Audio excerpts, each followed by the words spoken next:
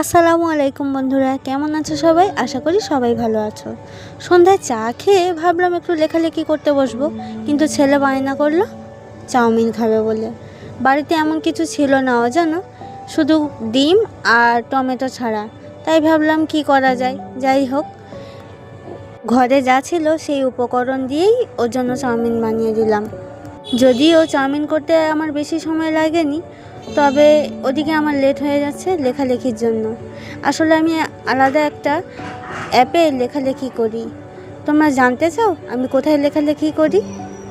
আর subscriber যদি বেড়ে যায় তাহলে এখানে লাইভ আসা যায়। নিশ্চয়ই চেষ্টা করব লাইভ এসে তোমাদের সমস্ত প্রশ্নের উত্তর দেওয়ার। তখন সবাই আমরা ইউটিউব পরিবার মিলে জমিয়ে আড্ডা দেব।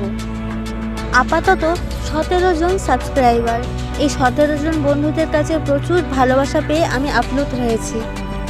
আশা করি এর আগের দিনেও তোমরা আমার পাশে থাকবে।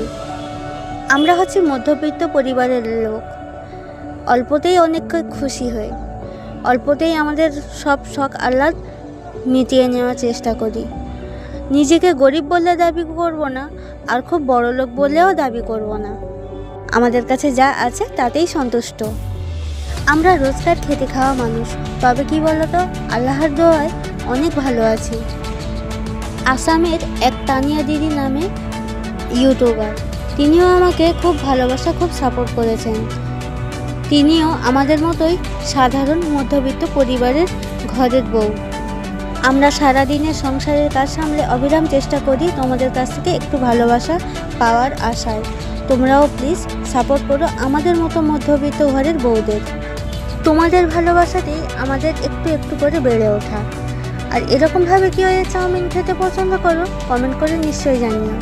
প্রথমেই আমি একটা ডিম আলুর সাথে ভালো করে ভুজিয়া করে নিই, আর তারপরে চাউমিন দিয়ে একটা ডিম এর ওপরে মাখিয়ে নিই। এতে করে কী হয় জানো, চাউমিনটা খুব ভালোভাবে মেল্ট হয়ে যায়। তবে আমি এতে কোনো রকম পাস্তার মশলা ব্যবহার করি না, আমি পিওর ম্যাগি মশলাই ব্যবহার করি। খুব ভালো স্বাদ হয় খেতে। আর বাইরের রেস্টুরেন্টের মতো তেলচিটে গন্ধও থাকে না, খেতে খুব ভালো লাগে। অনেক ক্ষেত্রে এই রেস্টুরেন্টের চাউমিন খেয়ে দেখেছি বেশ তেলচিটে গন্ধ লাগে, কিন্তু ঘরের বানিয়ে খেলে কোনো তেলচিটে গন্ধও লাগে না।